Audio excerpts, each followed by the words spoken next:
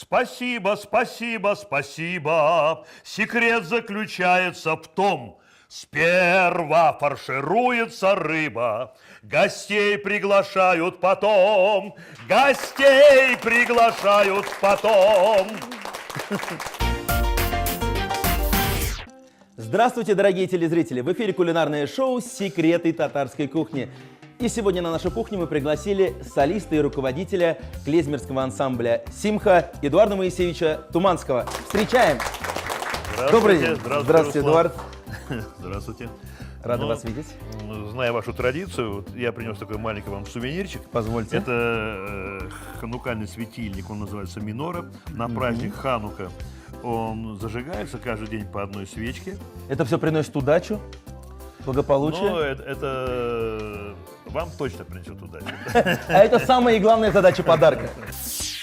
Эдуард Туманский, художественный руководитель и вокалист клезмерского ансамбля «Симха», доцент и преподаватель Казанской государственной консерватории имени Жиганова. Музыкой увлекался с детства.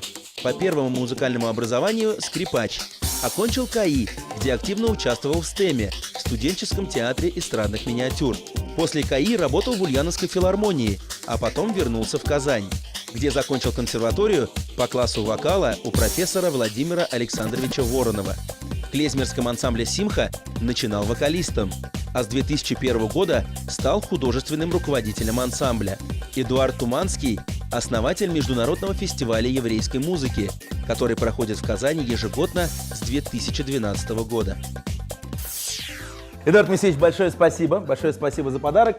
Но по нашей давней традиции лучший подарок для нас – это вкусное оригинальное блюдо. Не возражаю. С чем пришли, рассказывайте. Ваша передача называется «Секреты татарской кухни», да? А знаете ли вы о том, что татарская кухня и еврейская кухня, они в некотором роде как-то похожи? А в чем конкретно? У вас есть халяль, а у евреев есть кашрут. То есть это определенные продукты можно кушать, а определенные продукты кушать нельзя. Например, у евреев нельзя смешивать рыбу с мясом. За одним столом, да, например? Ну, да, одновременно. Поэтому я, соблюдаю еврейские традиции и, идя навстречу вашему названию, то есть как бы мы считайте, что мы приблизились к халялю. То есть у нас будет сегодня такая фаршированная рыба. Это судак, это судак, да. Можно фаршировать практически любую рыбу. Это может быть и судак, и щука. То есть под этот рецепт подходят многие рыбы. Да, я даже, будучи на гастролях на Дальнем Востоке, тамошний еврей, нам дали фаршированного лосося огромного. Это было тоже очень вкусно. Мы сначала будем готовить судака, а потом мы сделаем фаршмак из селедки. Так, это у нас селедочка. Да. Это будет прекрасная такая закусочка у нас. Так, прошу, судака забирайте вы к себе. Забрал. Да, но не забывайте, что я подмастерье, что мне делать? Значит так. Дело в том, что многие ингредиенты у нас будут пересекаться и для этого, и для того блюда. Значит, я вас попрошу хотя бы там на 4 части, порезать каждую луковицу. Так, отлично. Так. Ага. Из морковки, мы сделаем такие вот кружочки, не очень толстые. То есть, хорошо, это я беру на себя и... Да, я вам даю еще самый ответственный момент, который необходим и здесь, и там. Надо булку. Разорвать ее на кусочки. Так, сначала тогда мы это и сделаем. Да, разорвать на кусочки и залить молоком. Итак, приступаем готовить два рыбных блюда. Первый из них – это фаршированный судак. Что вы делаете с мясом, расскажите. Значит, я режу этот судак на кусочки. Вот так вот. Многие говорят, что лучшие повара – это мужчины. Согласен. И в подтверждение этих слов расскажите, вы готовите? Если мужчина повар, то он готовит часто. Да, а если у мужчины это просто, скажем так, любовь такая, хобби. Готовки, хобби, да, то он готовит свободное от основной работы время. Или тогда, когда ты готовишь что-нибудь для людей, которые тебе, так сказать, приятны, дороги, то и блюдо получается и вкуснее, и интереснее. Вот смотрите, я вот на такие кусочки. Вот весь секрет, потому что есть масса вариантов приготовления фаршированной рыбы. Можно просто снять чулок полностью и потом делать фарш, и потом этот фарш в этот чулок забивается. Я же делал так, как делала моя мама, моя бабушка. Они делали следующим образом. Резали вот на такие куски. Могу начать с любой части. Потом брали острый нож, вот так вот делали, И изнутри срезаете кожу, да, Да. получается? А почему это делаю, это вы поймете. Потому что я вот это самое вкусное место, кто понимает. Вот здесь вот косточки, я вот так вот все обхожу. Скелет я оставляю. И все-таки Эдуард Моисеевич готовит часто. Уж больно ловко получается это у вас. Нет, у вас просто прекрасные ножи. Кто-то их наточил, по-моему. Мы готовились. Специально Так, для, я, кстати, специально заливаю для меня. молоком. Ну, а сейчас, Эдуард Моисеевич, расскажите, что же сыграло ключевую роль в становлении вашей любви к музыке? Вы ведь учились в КАИ, начнем с этого. Да. Тогда ведь, наверное, не Дело в думали, том, что станете известным музыкантом. Нет, я очень давно учился. И в то время у нас были различные кружки, ну, по интересам. И классным руководителем была математичка. И был такой математический кружок. И хотя школа была обычная, мы там проходили уже то, что проходили потом на первом курсе института. То есть уже КАИ как бы было у меня уже, ну, такое, ну, скажем... Начало творческого пути. Но подготовка. Вот. Но дело в том, что вы сами знаете, что многие люди любят петь. У меня прекрасно пела мама. Пел прекрасно мой прадедушка. Один мой дальний родственник, это мне моя бабушка рассказывала, он был профессиональным еврейским певцом, кантором, то есть он пел в синагогах, да, и более того, он был очень близким другом первого президента Израиля Бен-Гуриона. Вот такие корни, да. И, может Хорошие быть, корни. Ну, может быть, это, так сказать, послужило предпосылкой генетической. Почему, так сказать, я, так сказать, ну, запел. У меня семья была интеллигентная, у меня, значит, папа адвокат, а мама врач, и поэтому мы ходили и в театр, и на концерты, то есть, ну, как бы там развивались, и у нас дома было всегда очень много пластинок. Вот, и был патефон, позднее появился магнитофон, радион. Ну, голос был, наверное. Я даже помню песню, которую я пел в школе.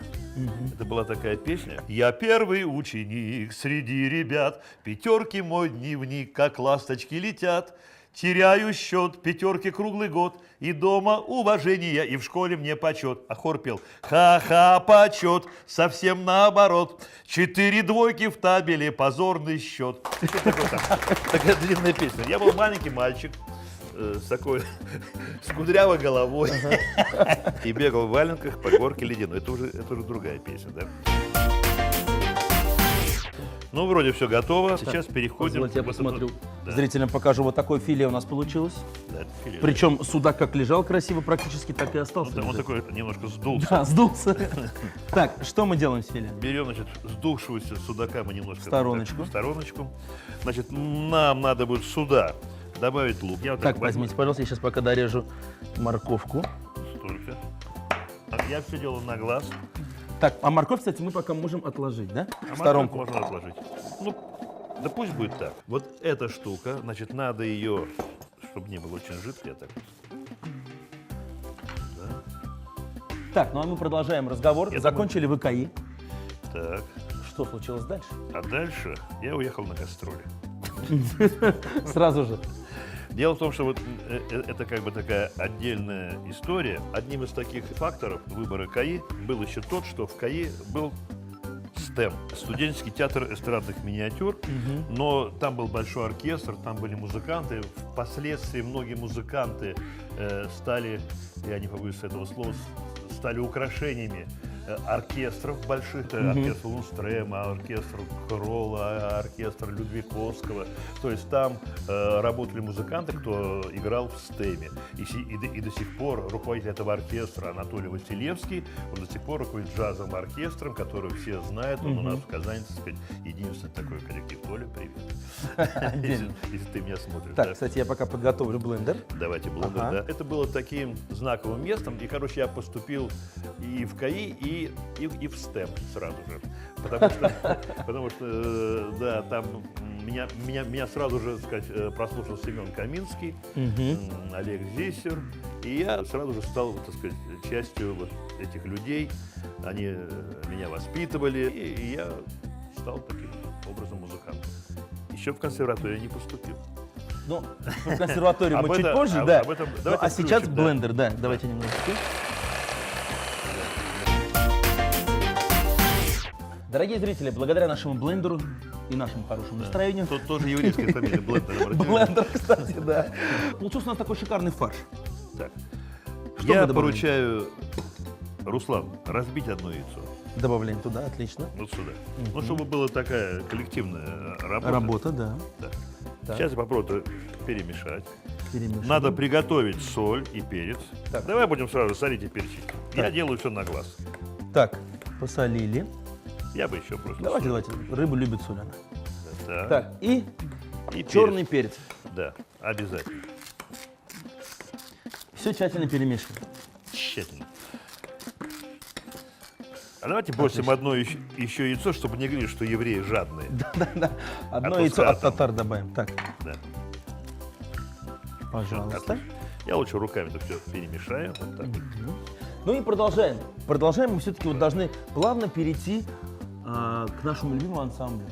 Симхи. Да, к Симхе. Но до этого ведь много, наверное, я думаю, было интересных фактов в вашей жизни. Ну, а дальше случилась такая история, что Министерство культуры Советского Союза издало очень хороший указ о том, что артисты, это касалось прежде всего музыкантов, которые выступают на сцене. А дело в том, что на сцене много было просто музыкантов, ну, скажем так, как сейчас говорят, и тогда тоже было пришедших из самодеятельности, просто которые, ну, добились больших, скажем так, успехов. Были ставки концертные, и за время своей работы, проходило какое-то время, люди получали уже хорошие деньги. И вдруг, значит, сказали, кто не имеет образования музыкального, то получает вот эту первоначальную ставку, с которой все начинают. Это минимально, ну, условно говоря, это 5 рублей с концерта. Музыканты, у которых не было музыкального образования, все побежали в музыкальное училище и в консерваторию. В том числе и вы. Но, когда я учился в КАИ, у нас был вокальный кружок, где мы занимались классической музыкой. Не только я пел эстраду, джаз, вот такую американскую популярную музыку. Я занимался еще классической музыкой, потому что мне очень хотелось вступить в консерваторию. А мама сказала, сначала стань человеком, С дипломом КАИ. а потом уже музыкантом. Я замахнулся на консерваторию. Очень быстро подготовил программу, вспомнил все. И Успешно поступил. уже закончил, и уже сам в ней преподаю. То есть... А сейчас еще и готовите блюда. Да, вот сейчас будешь мне помогать, Руслан, Отлично. смотри. Ну, значит, Возвращаемся к нашему судаку. этот фарш, берется вот такая штука, Ага. и вот в это вот... В эти отверстия наши? Вот в эти отверстия, вот Где так. было филе? Да, но это надо делать очень аккуратно. Почему? Объясняю. Там яйцо, и оно может просто как бы так, ну, разбухнуть и порвет. Значит, то есть делать как бы так впритык. Эдуард Моисеевич, получается, вы сейчас и преподаете в консерватории. Да. Но вот за столько лет вот из студента преподавателя и сейчас, кстати, вот как наши студенты? Конечно, очень талантливые студенты. И доказательством тому, что многие наши студенты поют во многих театрах, на эстраде. Их можно увидеть и по телевидению, по нашему, по российскому, и даже их можно увидеть за рубежом. Вот. Поэтому я считаю, что это успех. У нас очень хорошая консерватория, это, говорю, так сказать, без всякой ложной патетики, такой наносной какой-то. Это на самом деле так, потому что я считаю, что она достойно обучает людей, ведет людей к музыкальному Олимпу, а самое главное, то есть делать из них настоящих музыкантов, да. Дорогие телезрители, после недолгих манипуляций мы Руками. получали руками, конечно Никакого же. обмана. Нет. Судак почти целый. Да, судак вернулся к прежнему состоянию, потолстевший. Вот его хвост, и здесь две у нас получились. Хвост не вместился, то есть он вырос чуть-чуть. Предлагается взять масло, Так, ага. Немножечко освежить его, так сказать. освежить в маслицем так. Да, так, польем. Я не жалею масла. Нет, масла у нас много. Так, Так, хорошо. вот так вот. Ага. Сейчас, значит, мы берем вот эту морковку. Мгм. И украшаем его. Я вот так. Вот так вот. Я вот так делаю. Так, ну, я думаю, что готово. А остальное сюда. Пусть она будет Вот здесь. так вот, да? Отправляем наше первое блюдо. А фаршированный давайте мы сок. его еще посолим сверху. Давайте. Все-таки мужчины любят соль, хотя это, наверное, это жутко вредно. И поперчим. А Также вот так. сверху. Да, Все-таки блюдо готовят мужчины сегодня. да, пусть она будет немножко таким с С перчинкой. перчинкой. Так. И отправляем нашего фаршированного судака с перчинкой Хорошо. в духовку. Опа. Не хотел бы я там оказаться сейчас. Дорогие телезрители, это еще не все. После небольшой паузы вас ждет рецепт очередного блюда из рыбы. Фаршированный судак. Кусочки батона предварительно замочили в молоке. Рыбу разрезали на кусочки толщиной 4-5 см. Из каждого острым ножом вырезали филе. Полученное филе пробили в блендере с репчатым луком и кусочками отжатого хлеба. В фарш добавили 2 сырых яйца, соль и перец. Все тщательно перемешали и нафаршировали спинки судака. Рыбу выложили на противень, украсили кружочками моркови, полили растительным маслом, посолили, поперчили и отправили запекаться в духовку. Кулинарное шоу «Секреты татарской кухни» вновь с вами, дорогие телезрители. Напоминаю, сегодня с нами готовит солист и руководитель клезмерского ансамбля «Симха» Эдуард Моисеевич Туманский. Эдуард Моисеевич, большое спасибо, что к нам пожаловали. И 2 интересных блюда он принес на нашу программу. Первое из них фаршированный судак. По оригинальному рецепту уже готовится в духовке. А второе блюдо из селедки. Напомните его название. Это фаршмак из селедки. Самый такой тривиальный, но очень вкусный.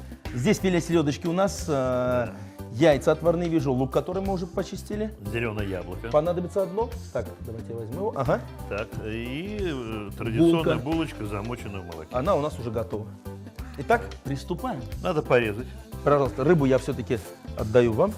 Так, а я порежу, почищу Ну, для того, яблоко. чтобы прокрутить в блендере. Эдуард Моисеевич, что же за слово такое клезмер?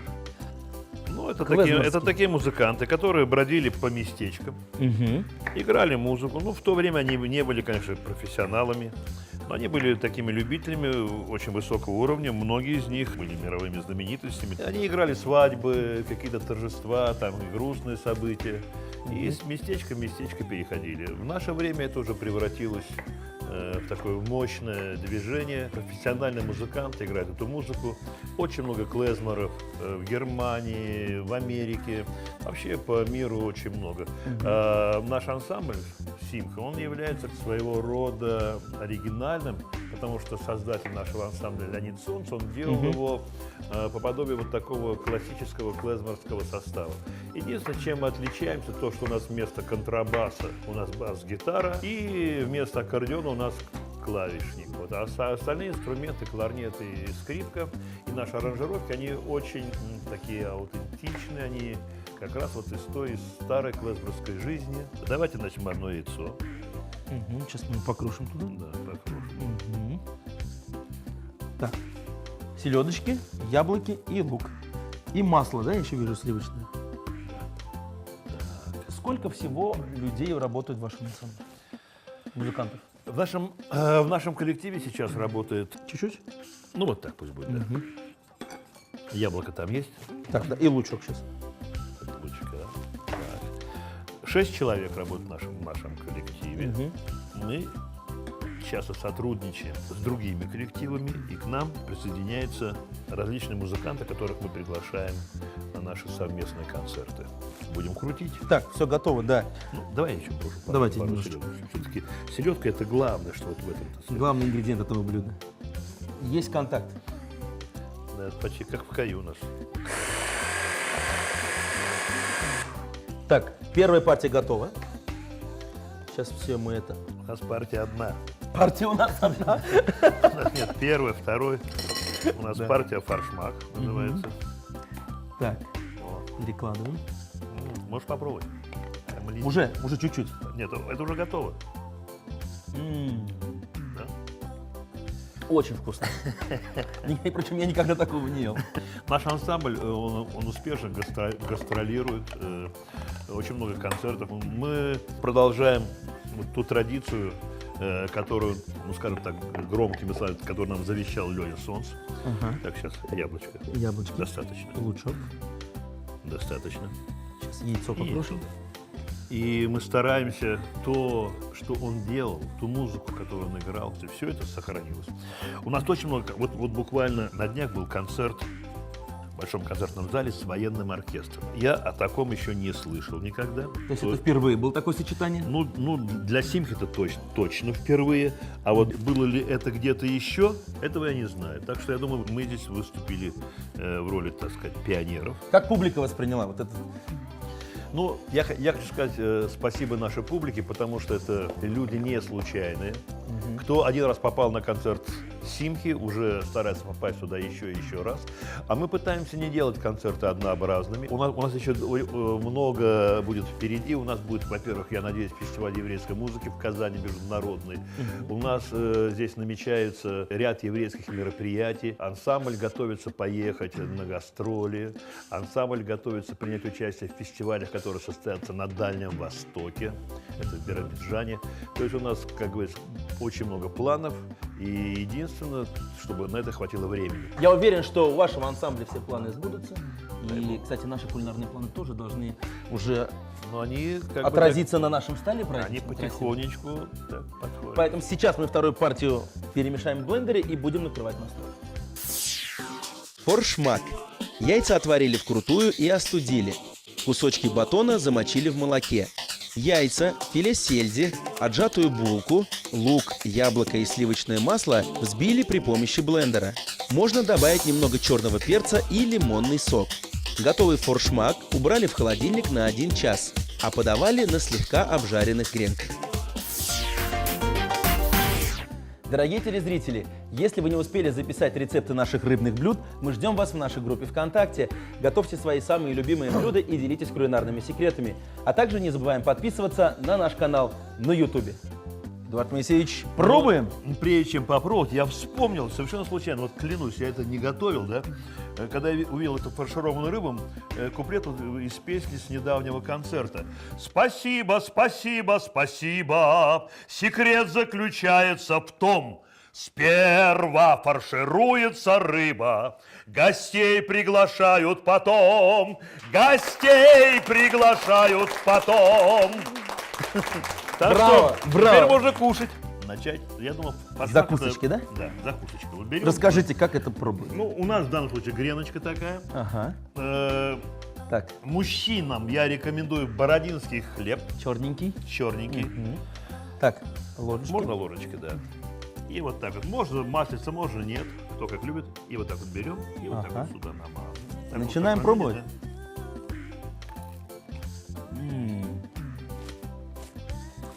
Очень оригинально, очень нежно. Мне кажется, лучшая закуска. Согласен. Лучшая. Особенно для мужчин. Как же приятно, что в нашей программе есть и второе блюдо. И мы прямо сейчас попробуем его тоже. Нашу рыбку фаршированную. Да. Но Как? здесь есть один нюанс. Ага. В чем он заключается? Дело в том, что какой-то соус, вероятно, нужен к рыбе. Ну, любители могут его заменить просто лимонным соком. Можно взять кусок лимончика и рыбку. В старые добрые времена кушали эту рыбу с хреном. Вот у нас здесь такой светлый наш современный хрен. То есть берем рыбку. Внимание.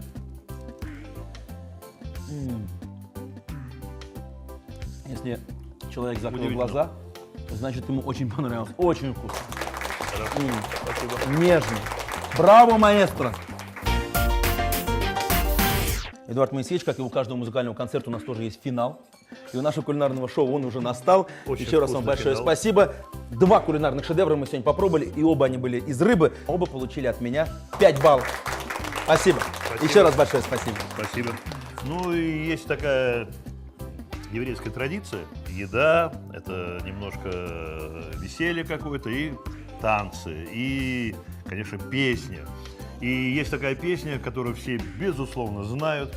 Эта песня стала уже традицией всех еврейских концертов. Хава, нагила, хава, нагила, хава, нагила, венисмега. Хава, нагила, хава, нагила, хава, нагила, венисмега. Ава неренина, ава неренина, ава неренина, венисмега. Ава неренина, ава неренина, ава неренина,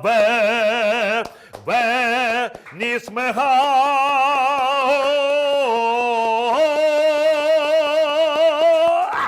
Что Браво! означает «давайте возрадуемся» или «порадуемся».